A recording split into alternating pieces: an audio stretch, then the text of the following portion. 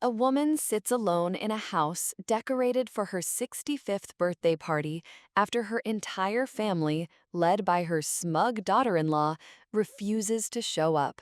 A few hours later, her phone rings.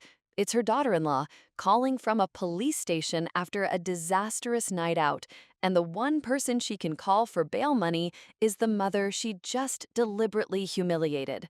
Hello, everyone, and thank you for being here. This story is about what happens when you disrespect the wrong person. Before we begin, please show your support by hitting that like button, subscribing, and clicking the notification bell. And as always, let us know in the comments where you're watching from. The house smelled of roasted chicken, garlic bread, and a rich chocolate fudge cake that sat on my kitchen counter, its 65 candles waiting patiently to be lit. The living room was filled with balloons, a happy birthday banner was strung across the mantelpiece, and the table was set for 12. I had spent 2 days cooking, cleaning, and preparing for my 65th birthday party. It wasn't just a birthday, it was a milestone, a celebration of a life I was proud of, and I wanted nothing more than to share it with the people I loved most. My son, Mark, his wife, Jessica, and their two beautiful children, along with my brother and his family. I looked around at the festive scene, my heart full of a happy, buzzing anticipation. The party was supposed to start at 6. At 6:15, the only person in my living room was me. I told myself people were just running late. At 6:45, a knot of anxiety began to tighten in my stomach. I called my son. "Oh, Mom, I am so sorry," he said, his voice sounding strained and insincere. "Something just came up, a last-minute work emergency. I don't think we're going to be able to make it." A work emergency? On a Saturday night? I knew he was lying. I could hear Jessica whispering to him in the background. "My brother is on his way, isn't he?" I asked. A pause. Yeah, about that," Mark stammered. "His car, it broke down. He sends his apologies." His car broke down? My brother, a master mechanic who rebuilt classic cars for fun, had a car that just happened to break down on the way to my 65th birthday party. The lies were so transparent, so lazy, they were almost more insulting than the truth would have been. I didn't press him. I didn't argue. I just said, "I see. Well, thank you for letting me know," and hung up the phone. And in that moment, the truth settled over me with a cold, crushing weight. This wasn't a series of unfortunate coincidences. This was a boycott. They had all decided, as a group, not to come. They had decided that my milestone birthday, the party I had poured my heart into, was not worth their time. I stood in the middle of my empty, decorated living room, the silence broken only by the ticking of the clock. The cheerful balloons seemed to mock me. The beautiful cake on the counter felt like a monument to my own foolishness. The pain of it was a physical thing, a deep, hollow ache of being utterly and completely alone, cast aside by the very people who were supposed to be my world. I knew who was behind this. Jessica. My daughter-in-law had always seen me as a rival for my son's attention. She had perfected the art of the subtle slight, the backhanded compliment, the quiet campaign to isolate me. And now she had orchestrated her masterpiece, a complete and total erasure of my importance. I didn't cry. The hurt was too deep for that. Instead, a quiet, cold anger began to smolder where the warmth had been. I methodically began to clean up. I deflated the balloons one by one, the sad popping sound echoing in the silent house. I took down the banner, I put all the uneaten food into containers and stored it in the fridge. I took the 65 unlit candles off the cake, wrapped the whole thing in plastic, and put it in the freezer. I cleared the table that never had been sat at. I was erasing the party that never happened, erasing the hope that had made me so vulnerable. By 10 o'clock, the house was pristine, as if no celebration had ever been planned. I sat in my armchair, the house dark, except for a single reading lamp, feeling a strange sense of emptiness. The worst part was the disrespect, the sheer calculated cruelty of letting me prepare and hope and wait, knowing all along that they had no intention of showing up. At midnight, long after I had given up on the day and retreated into a state of numb resignation, my phone rang.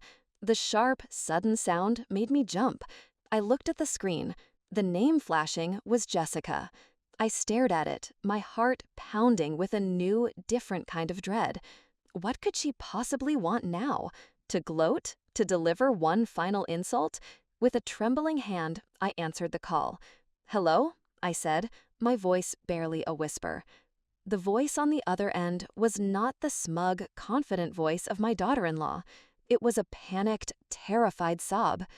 "Carol," she cried. "Oh my God, Carol, you have to help me. I'm in jail." I've only just begun this story, but believe me, it's about to get even more intense. Stay tuned to find out what happens when the hero faces an even greater injustice. For a long moment, I said nothing.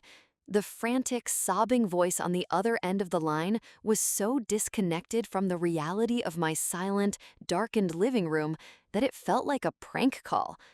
"Jessica?" I finally said, my voice a flat, emotionless monotone. "Where are you?" "I'm at the downtown precinct," she wailed. "I'm in a holding cell. They took my purse. They took my phone. I had to use the payphone on the wall.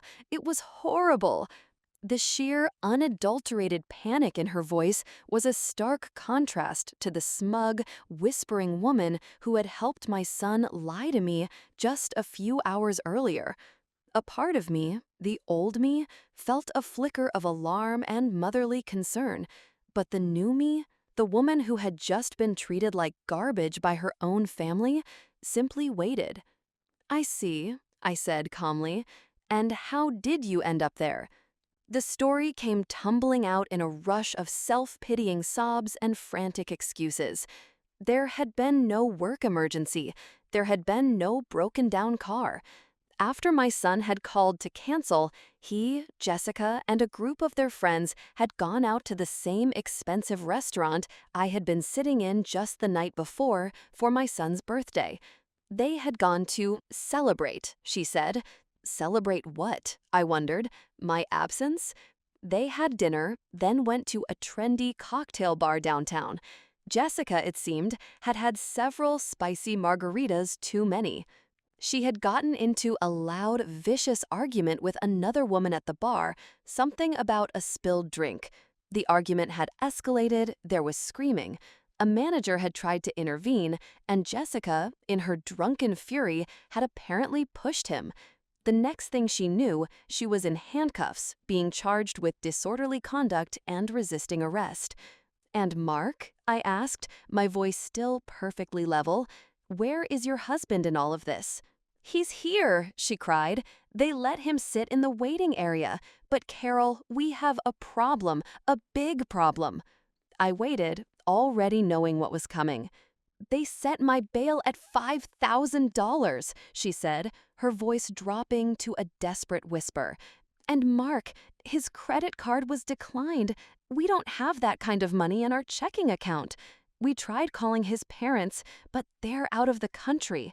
You're the only one left. Please, Carol, you have to come down here and post my bail. I can't spend the night in here. It smells awful, and the woman in the cell with me has a face tattoo." She was finally at the point.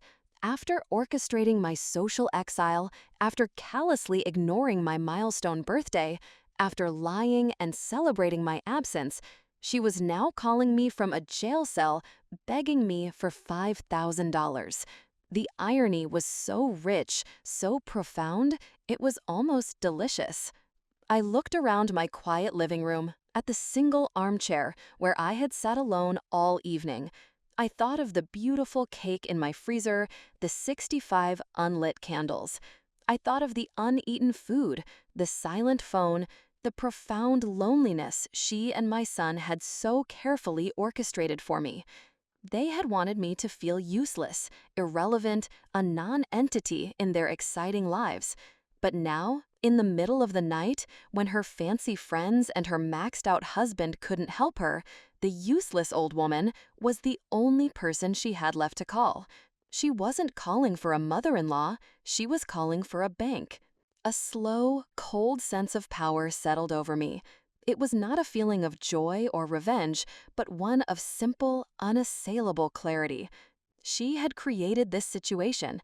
She would now exist within its consequences. "Well, Jessica," I said, my voice as calm and smooth as a frozen lake. I paused, letting her hang on the silence. "As for me, it has been a very long and disappointing day, as I'm sure you can imagine. I am very tired, and I'm about to go to bed." But what about my bail?" she stammered in disbelief. "Yes," I said thoughtfully, "your bail. I will think about what to do about that in the morning. I suggest you try to get some sleep. Good night, Jessica." And before she could reply, I hung up the phone, leaving her to the unique hospitality of the city jail for the night. I had the best night's sleep I'd had in months. The next morning, I didn't rush. I made myself a pot of coffee, scrambled some eggs, and sat down at my kitchen table to read the morning paper, just as I did every Sunday. The sun was streaming through the window, my house was quiet, and for the first time in a long time, I felt a profound sense of peace. The knowledge that my daughter-in-law was stewing in a downtown holding cell did not disturb my tranquility in the slightest. She had created her own reality, and I was simply allowing her to experience it fully. My phone started ringing at 8 a.m. sharp. It was Mark. I let it go to voicemail. He called again at 8:05 and again at 8:10. On the fourth try, I finally picked up, taking a slow sip of my coffee first. "Hello, Mark," I said, my voice cheerful. "Good morning." He sounded like a man at the end of his rope. "Mom, thank God. Did Jessica call you last night? She's still down there. You have to help us. This is a nightmare." His panic was a symphony to my ears. "Yes, she called," I said calmly. It sounded like she had quite an eventful evening, a far cry from my own quiet birthday party. The jab landed with a satisfying thud. There was a moment of guilty silence on his end. "Mom, I know we messed up," he stammered. "We are so sorry about yesterday. It was unforgivable. But please, we can talk about that later. We need you right now. I need you to help me get my wife out of jail." I let the silence stretch for a moment, letting him sit in his desperation. "I see," I said finally. "So now you need me. The useless old woman is suddenly quite useful when bail money is required." He winced, the sound audible over the phone. "I deserve that," he whispered. "I deserve all of it. Just please, Mom, help us." "I am willing to provide the $5,000 for Jessica's bail," I said. "And," I continued, my voice turning to ice, "it will not be a gift. It will be a loan. And my help is contingent upon a few non-negotiable conditions." I could feel him holding his breath. "First," I said, "you will both sign a legally binding promissory note drafted by my lawyer, agreeing to pay back the $5,000 with interest within 6 months. Second," I went on, "Jessica will write a formal, sincere letter of apology to the bar manager she assaulted. I will review it before she sends it." I took another sip of coffee. "Third, you and Jessica will attend a minimum of 6 sessions of family counseling with a therapist of my choosing to address your collective behavior. And fourth, Jessica will enroll in and complete an anger management course." I let my terms hang in the air. The silence was absolute. I had offered him a lifeline, but it was wrapped in the barbed wire of accountability. He finally found his voice, which was small and weak. "Mom, that's the deal, Mark," I cut him off, my voice leaving no room for argument. "You chose to disrespect me. You chose to lie. Your wife chose to get drunk and get arrested. These are the consequences. I am willing to help you out of this immediate crisis, but I am no longer willing to fund your lifestyle of casual cruelty and zero accountability. My help now comes with conditions. I stood up and walked to my sink, looking out at my beautiful garden. Those are my terms. I suggest you discuss them with your wife. You have my number. Call me when you have your answer. And with that, I hung up, leaving my son with the starkest choice of his life: swallow his pride or leave his wife to the mercy of the city justice system. The call came 3 hours later. It was Mark. His voice was stripped of all its previous panic, replaced by a dull, hollow resignation. "Mom," he said, "it's Mark. We agree to all of it. The loan, the letter, the counseling, the classes for Jessica. We agree." I detected no argument, no negotiation. It was the voice of a man who had been presented with a terrible choice and had made the only one he could. "Very well," I said. "I will call my lawyer and have him draw up the promissory note.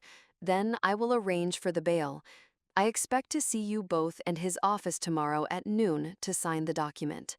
I did not ask how Jessica was. I did not offer any words of comfort. This was now a transaction, and I would treat it as such.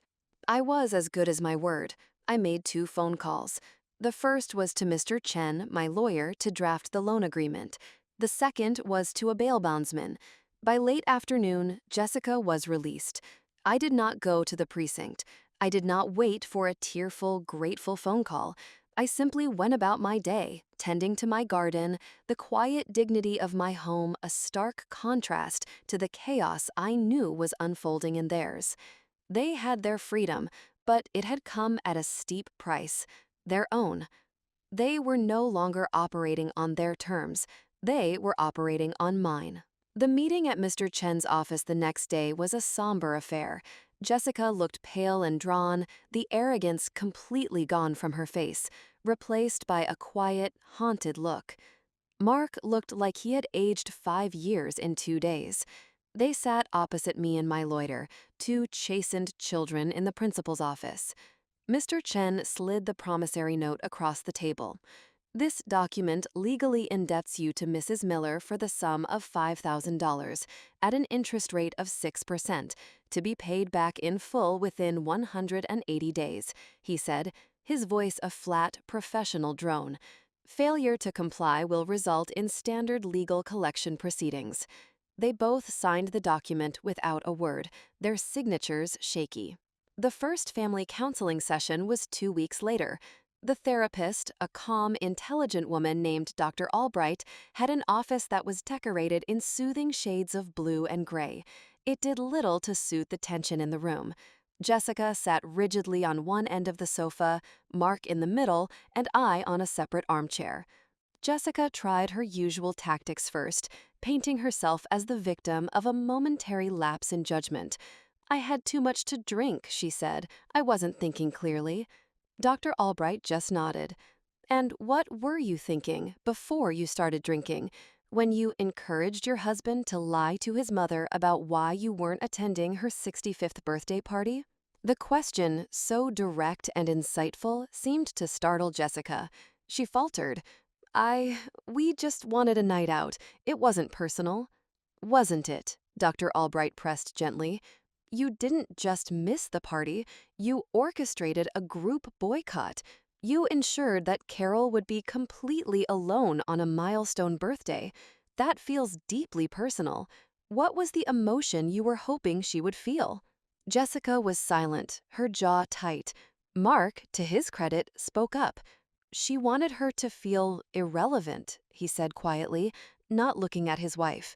Because we were starting to see her as an obligation, a problem, and Jessica wanted to be the only important woman in my life."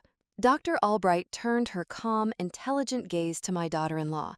"Is that true, Jessica? Do you see your mother-in-law's presence in your husband's life as a threat to your own importance?" The question hung in the air. Jessica stared at the floor, her carefully constructed facade beginning to crack. All her excuses, all her blame-shifting, it was all gone, stripped away by the calm, relentless light of therapy. All that was left was the raw, ugly truth of her own insecurity. She finally looked up, her eyes filled with tears, But these were not the panicked tears of a woman in a jail cell. They were the tears of a woman who was finally being forced to look at herself. "Yes," she whispered, her voice so quiet it was almost inaudible.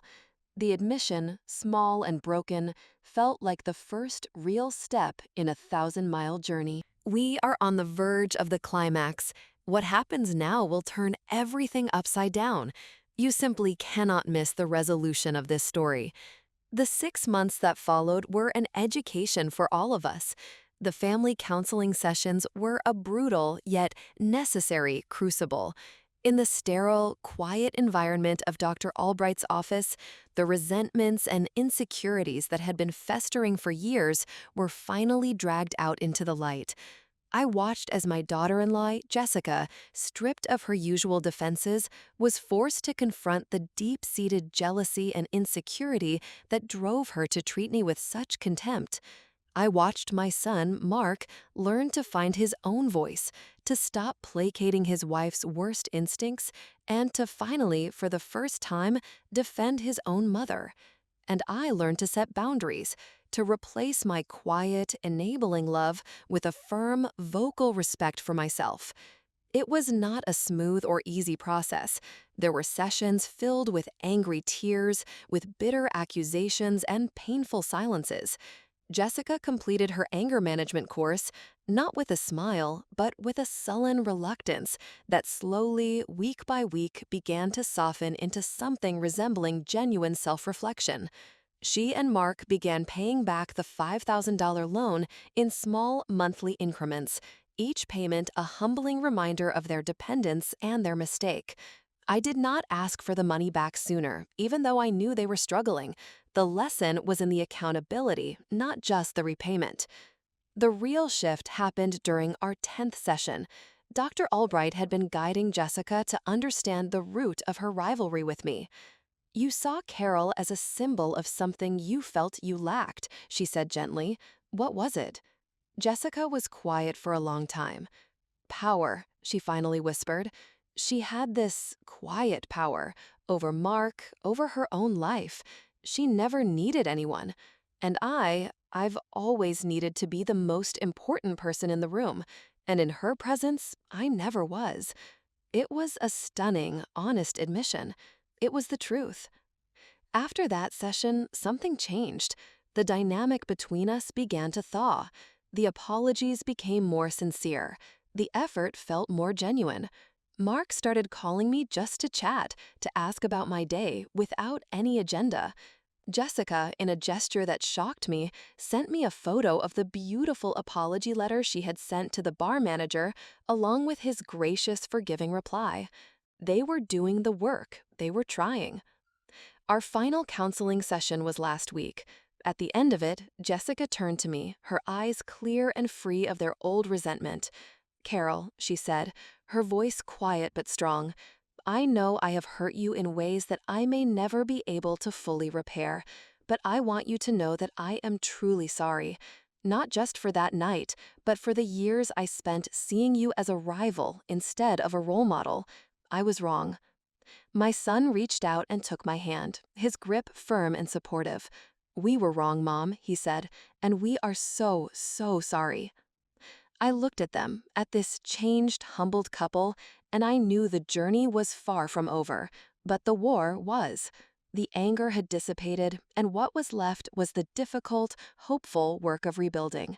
I had been abandoned on my birthday, but in the end, I had been given an unexpected gift, an honest family, a family that was learning painfully and slowly to treat each other with the respect and kindness that should have been there all along. I smiled at them, a real, warm smile. "I know," I said, "and I forgive you." I stood up, my heart feeling lighter than it had in years. "I was thinking," I said, "that I might make a chocolate fudge cake this weekend. I was wondering if you two might be free for Sunday dinner." The look of pure, unadulterated joy on my son's face was all the answer I needed.